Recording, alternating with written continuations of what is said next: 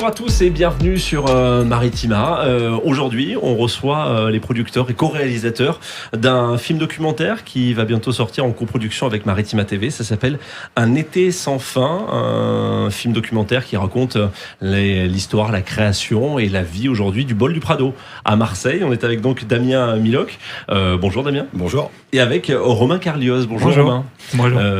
Romain, c'est de toi que vient l'idée. Tu es l'auteur, co-réalisateur avec Damien de ce film documentaire. Est-ce que vous pouvez nous expliquer la genèse d'Un été sans fin ? Alors, Un été sans fin, en fait, ça a commencé il y a assez longtemps. C'est un film qu'on porte depuis 6 ans, quasiment. Et en fait, pour nous, au départ, l'idée, c'était vraiment de raconter l'histoire de ce lieu, de faire presque un biopic du skatepark à travers le regard de ceux qui l'ont pratiqué. Alors, donc, avant tout, une histoire humaine. Et ben voilà, en fait, on s'est plongé dans cette histoire parce qu'elle nous intéressait, sachant que nous, on n'est pas du tout, ni Damien ni moi, des skateurs à la base. On n'a peut-être jamais mis, en tout cas pour ce qui me concerne, les pieds sur une planche à roulettes. Je confirme avoir mis les pieds sur une planche à roulettes, mais ça n'a pas duré très longtemps. Mais on a toujours été entouré de skateurs autour de nous. On a toujours entendu parler de ce lieu comme tout bon Marseillais qui se respecte. Et ça nous a intrigués. On a eu envie de raconter cette histoire-là, de raconter comment est-ce que ce lieu était né, et puis surtout comment est-ce qu'il vivait à travers tous ceux qui l'ont pratiqué, qui soient dans le skate, c'est-à-dire des skateurs, des gens qui font du roller, du vélo, mais aussi autour. Et surtout, comment est-ce qu'il avait changé leur vie, parce qu'en fait, c'est ça, le skatepark du Prado, c'est un lieu qui a changé la vie de plein de gens. Et c'est vrai que ce projet, donc vous l'avez porté pendant quelques années, il n'a pas été si évident à mettre en place, parce qu'en effet, tu l'as dit, on le connaît tous, ce Bol du Prado, mais finalement, il est là, il fait partie du paysage, mais est-ce qu'on s'y intéresse vraiment en profondeur ? Pas vraiment, et c'est peut-être ce que vous êtes rendu compte en préparant ce film documentaire. Ben c'est vrai qu'en montrant les images, en montrant le film, ou juste des extraits, on a eu ce feedback-là de Marseillais qui nous disaient « Ah, mais je savais pas que ça venait de ça », ou « Je savais pas comment était née la communauté de la glisse à Marseille », ou « Je savais pas qu'on avait des de médailles en skate au JO à Paris avec des enfants du bol, ce qu'on appelle donc des gens qui ont fait leurs armes au skatepark. C'est un endroit qui est parfois un petit peu mal aimé, c'est un endroit qui a connu des périodes plus noires aussi, des périodes où il n'y a pas eu forcément grand monde, des périodes aussi de faste. En ce moment, on est clairement dans une période où la glisse urbaine se démocratise, s'ouvre aussi aux filles. Et on sent que ça crée vraiment un engouement. Mais c'est vrai qu'il n'y avait pas eu de film, en fait, sur le skatepark. Il y en a eu un qui a été fait par une célèbre marque de soda énergisante, mais qui très vite partait en Californie ou autre. Là, on va dire que notre film, il part vraiment sur les racines de la glisse urbaine à Marseille, et sur l'histoire du skatepark, d'où il vient, qui l'a créé. Et d'ailleurs, à ce sujet, le créateur du skatepark, qui s'appelle Jean-Pierre Collinet, est un créateur finalement assez méconnu des Marseillais. Il n'en a jamais vraiment récolté les fruits, alors que ce skatepark a inspiré d'autres skateparks à travers le monde, a été dans le célèbre jeu vidéo Tony Hawk 2. Et à travers justement son parcours, on peut voir aussi le parcours du skatepark, c'est-à-dire finalement assez méconnu, parfois mal aimé, mais qui fascine quand même toujours autant, et qui est finalement un endroit assez populaire, et un endroit aussi, un des rares endroits de Marseille, peut-être avec le stade Vélodrome, et après d'autres endroits, il faudra en parler, mais de vivre ensemble aussi. Oui, il a une vraie valeur sportive, c'est sûr, mais aussi sociale, ce skatepark, et c'est ça aussi que vous avez voulu mettre en avant dans ce film documentaire. Ouais, exactement, c'est presque un lieu de partage où il se passe des tas de choses. En parcourant un peu l'histoire, on a rencontré plein d'anecdotes assez dingues. Ce qui fascinait beaucoup au départ, c'était le côté gratuit, public. Il faut savoir qu'un équipement sportif comme ça, dans le monde du skate, gratuit, à l'époque, quand il est né, dans les années 90, il n'y en avait pas, il n'y en avait plus, on faisait plus de skatepark. Et en tout cas, les rares skateparks qui existaient, ils étaient en tout cas pas accessible comme ça en accès libre, non-stop, avec la lumière la nuit, etc. Et c'est une des premières choses qui a beaucoup fasciné et qui a vraiment forgé aussi la légende du lieu, quoi. Oui, et c'est vrai que c'est un endroit, quand ça s'est créé à l'époque sur les plages Gaston Defferre, c'était donc un endroit nouveau. Et puis il n'y a pas de règles, il n'y a pas de prof. On y va, on a aujourd'hui sa trottinette, son skate, son vélo, qui c'est qui passe en premier, qui c'est qui passe pas en premier, priorité à droite, à gauche, on ne sait pas. Et en fait, les règles, d'un point de vue social, c'est assez rigolo. C'était comme une espèce de laboratoire où on mettait des pratiquants, des jeunes, des un peu moins jeunes. Et puis qu'est-ce qui allait se passer? Et puis finalement, en autonomie, petit à petit, les règles se sont formées et la communauté s'est construite. Mais encore aujourd'hui, un petit en trottinette, s'il est placé avant potentiellement Vincent Matron qui est dans le film et qui a une des chances de médaille et qui est le seul Européen en skate à avoir fait la finale des JO à Tokyo, ben s'il est placé avant lui, il passe avant lui, quoi. et ça, c'est quand même assez particulier. Ouais, c'est clair. Tu parlais donc de Vincent Matton. Ce film, c'est un mélange d'images actuelles, d'images d'archives et de témoignages justement de ces personnes, de plusieurs personnages divers. Il y a donc bien sûr Jean-Pierre Collinet, l'architecte, le créateur. Il y a des athlètes, il y a des artistes. Comment est-ce que vous avez choisi comme ça ce casting ? C'était pas facile parce que quand on se plonge dans l'histoire, on peut raconter l'histoire d'à peu près une centaine de personnes. Donc voilà, mais on avait quelques idées de base. Évidemment, l'architecte, c'était une nécessité. Et puis on voulait que chaque personnage incarne une époque et raconte quelque chose de ce que peut permettre ce skatepark. Donc on avait effectivement, on a des gens qui sont introduits dans le social, qui ont fait beaucoup de choses pour les gamins des cités, comme Kevin Quintin par exemple. On avait aussi envie de montrer que c'était aussi un facteur d'émancipation et c'est pour ça qu'on a choisi des personnages féminins ou des personnages qui avaient un lien avec le monde de l'art, du graphe, etc. Il fallait incarner toutes ces dimensions-là. Donc c'est un petit peu comme ça qu'on a choisi les différents personnages du film que vous découvrirez bientôt. Et puis il y avait ce gros enjeu et c'est vrai que ça c'était le gros pari du film, c'était d'utiliser des archives, mais pas n'importe quelle archive, les archives amateurs. Ouais. On voulait vraiment que ce soit un film qui appartienne aux gens qui le font vivre au quotidien. Un skater, souvent, quelqu'un qui fait du roller ou du vélo, pendant longtemps, il avait deux choses, une planche de skate, ou en tout cas ce qui lui servait à rouler, et une caméra. Parce que c'était le seul moyen qu'ils avaient d'apprendre et de populariser leur pratique. Et du coup, on avait cette masse d'archives dont on savait qu'elle existait, mais qui n'était pas forcément facile à trouver. Ça, c'était le gros pari. On est content et on est ravis qu'il y ait autant de gens qui aient participé, qui aient voulu vraiment intégrer. On les remercie encore de leur participation.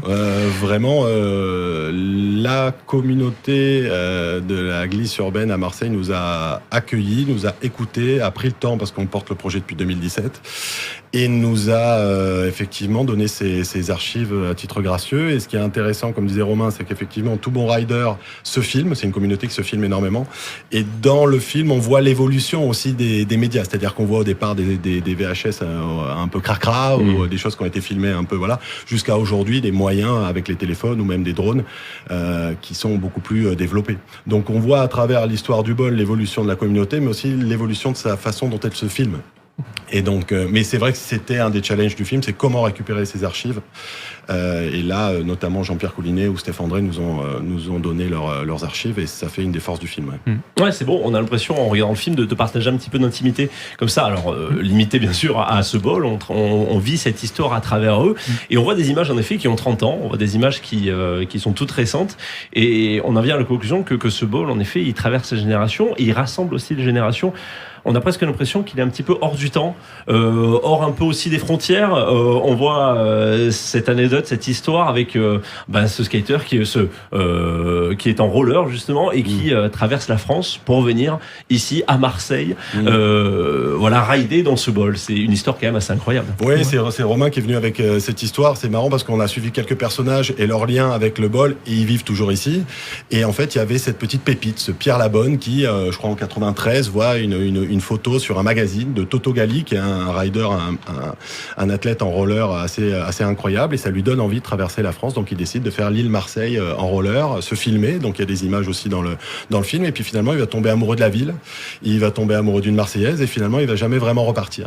Et Pierre Labonne est vraiment un personnage assez unique dans le film. On le traite d'un coup parce que c'est vraiment une petite pépite qui arrive comme ça, une histoire, il est assez, on va dire presque un peu exalté, c'est vraiment quelque chose qui l'anime énormément le bol et qui l'a fait rêver, et tellement que ça l'a fait rêver qu'il est resté à Marseille, quoi. Et puis c'est l'incarnation de ce pouvoir d'attraction du bol, sur une simple photo, là tout d'un coup on a quelqu'un qui se dit mais il faut vraiment que j'aille voir ça, et qui y reste parce que c'est quelque chose qui est un vrai aimant, c'est assez fascinant. Et comme tous ces personnages, le bol a véritablement changé sa vie. Exactement. Aujourd'hui, il est marseillais C'est à ça, temps plein. c'est ça. Et tu en parlais, Damien, tout à l'heure aussi. Dans le documentaire, on voit aussi le côté sombre. Vous en parlez forcément. Ça prend une petite place, c'est vrai, parce que c'est pas le centre du sujet. Mais il y a aussi ça qui est évoqué, ce côté sombre du bol, mais surtout du milieu de la glisse, en fait. C'est Kevin, je crois, qui le résume le mieux, parce qu'en plus il travaille dans le social. C'est que comme tout endroit comme ça, ouvert vers la rue, parce qu'il dit que c'est la rue, quoi. Il peut y avoir des destins qui se perdent, il peut y avoir de la souffrance, il peut y avoir. Ça concentre aussi. C'est une photographie de la jeunesse aussi sur 30 ans.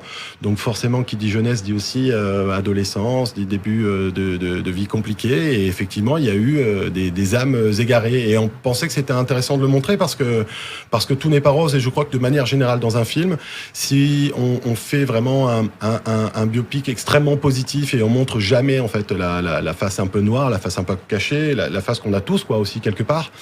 Ben, ça fait un petit peu une espèce de promotion du lieu qui est un peu exagérée, et une photographie peut-être un petit peu trop solaire, alors qu'il y avait quand même quelques nuages noirs parfois qui obscurcissaient les lieux.